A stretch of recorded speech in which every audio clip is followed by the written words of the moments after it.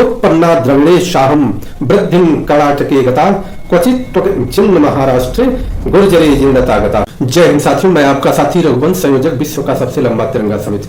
मित्रों, यह श्लोक है श्रीमद् भागवत महापुराण के पृष्ठ संख्या 37 का 48वां नंबर श्लोक है और 49वां नंबर श्लोक है। इस श्लोक को पढ़ने का क्या तात्पर्य है, इसको आपको समझना पड़ेगा। इस श्लोक से आपको वर्तमान राजनीति और वर्तमान राजनीतिक क्षेत्र में जो भी भारतीय महाद्वीप में जो स्थान है उसका वर्णन आता है और आप संकेत में भी समझ सकते हैं कि सनातन को कौन ठग रहा है और सनातन को कौन पाखंड के रूप में दिखा करके ठग करके वो अपना काम करने का काम किया जा रहा है। यह प्रसंग वहां का है जब एक बार नारद जी विचरण कर रहे थे पृथ्वी पर, तो विचरण करते समय उन्होंने देखा कि एक स्त्री और 2 उसके पुत्र थे। पुत्र जो व्यक्ति थे हम कह सकते हैं, उनको देख करके और उनके बगल में बैठ करके स्त्री विलाप कर रही थी, रो रही थी।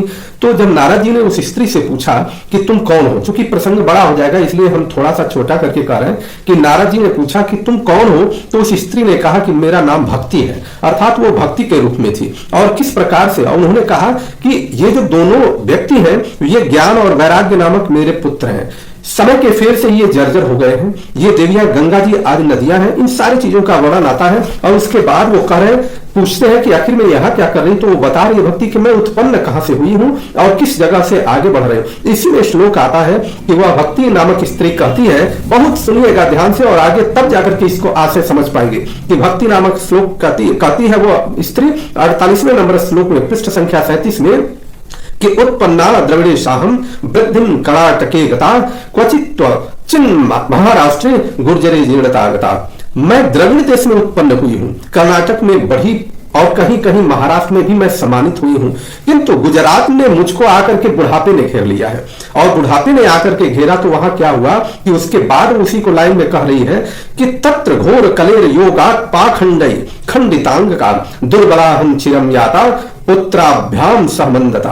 वह कह रही है कि जब मैं गुजरात में पहुंची तो वहां घोर कलयुग के प्रभाव से पाखंडियों ने मुझे अंग भंग कर दिया और चिरकाल तक यह अवस्था रहने के कारण मैं अपने पुत्रों के साथ दुर्बल और निस्तेज हो गई। इसका आशय क्या है?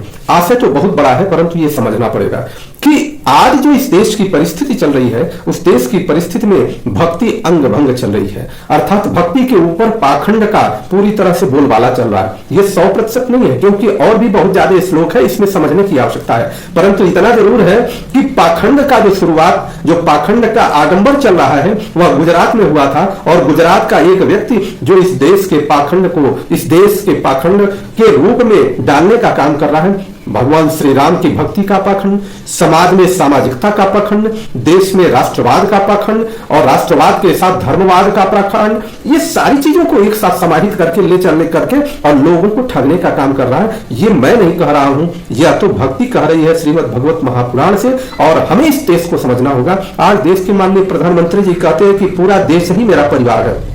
मैं उनसे यह पूछना चाहता हूं कि अगर आपका पूरा देश परिवार है तो जो लड़कियां, जो ओलंपियंस जिनके बलात्कार या जिनके ऊपर छेड़खानी के आरोप जो लगाई थी उनके ऊपर आपने त्वरित कार्रवाई क्यों नहीं किया? क्या वो आपके परिवार की हिस्सा नहीं थी? मणिपुर में जो क्या करके घुमाया गया वह आपके परिवार की हिस्सा नहीं थी? या वो आपके परिवार के हिस्सा नहीं है कि जिनके साथ व्यभिचार हो रहा है, जिनके साथ दुराचार हो रहा है? क्या हम इस बात को मान सके कि वे शुभेंदु अधिकारी जी आपके परिवार के हिस्सा है? हेमंत विश्व शर्मा जी जिनके ऊपर घोटाला चल रहा था वो आपके परिवार के हिस्सा है? हम इस बात को भी कहें कि जितने भी भारत में देखिए आप जहां जहां जाइएगा, अजीत पवार जी वो आपके परिवार के हिस्सा है, येदियुरप्पा जी को देख लीजिए, जहां जहां आप देख लीजिए सारे लोग आपके परिवार के हिस्सा है। और अगर हम राम पर आते हैं और श्री राम को मानने वाले लोगों के ऊपर आते हैं तो संजय निषाद जी जो श्री राम जी को श्रृंगी ऋषि की संतान कहते हैं वो आपके परिवार के हिस्सा है, जिनका पूरा परिवार, पूरे परिवार को आपने विधायक, मंत्री इत्यादि जगह जगह से सांसद बना रखा है, वो आपके परिवार के हिस्सा है। बचा कुचा राजभर जी ने पूरा कर दिया, ओम प्रकाश राजभर जी वो आपके परिवार के हिस्सा है। अगर यही लोग आपके परिवार के हिस्सा है तो दुर्भाग्य है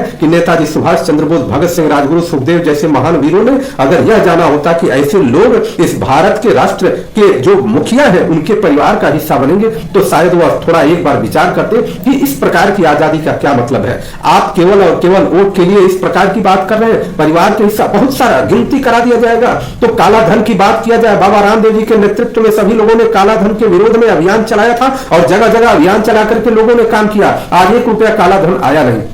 सारी जनता ठगी गई। जितने जनता थे जिनको बरगलाने का काम हुआ उस समय, उसमें हम भी दोषी हैं, सभी लोग दोषी हैं। और बाबा रामदेव जी आपके परिवार के हिस्सा हो सकते हैं। बाबा रामदेव जी ने जिस प्रकार से जिन चीजों को जहां कहा आज वही उत्पादित करके और मार्केट में फैला रहे, वो आपके परिवार के हिस्सा, ऐसे ही लोग आपके परिवार के हिस्सा होंगे। शंकराचार्य जी आपके परिवार के हिस्सा नहीं हो सकते, चारों लोगों को, क्योंकि श्री राम जी के प्राण प्रतिष्ठा में जिन शंकराचार्यों ने विरोध जताया था, उन शंकराचार्यों को बुला करके आप, या उन शंकराचार्यों के सामने जाकर के हाथ जोड़ करके आप नतमस्तक होकर के उनको बुलाने का काम आपने नहीं किया, वो आपके परिवार के हिस्सा नहीं हो सकते। अगर शंकराचार्य परिवार के हिस्सा नहीं हो सकते तो हम भी आपके परिवार के हिस्सा नहीं हो सकते। इस देश का कोई भी युवा आपके परिवार का हिस्सा नहीं हो सकता है। और जितना भी बात कहा जाए, जितनी भी बातें कह करके आप सत्ता में आए थे, उन सारी बातों के विरोध में ही आपने काम किया है। कोई भी आपके परिवार का हिस्सा नहीं हो सकता है। ये अलग बात है कि जिस प्रकार से पाखंड इत्यादि को दिखा करके लोगों की आंखों पर पट्टी डाल करके, या माया जाल किस प्रकार से विभिन्न प्रकार के आपके साथ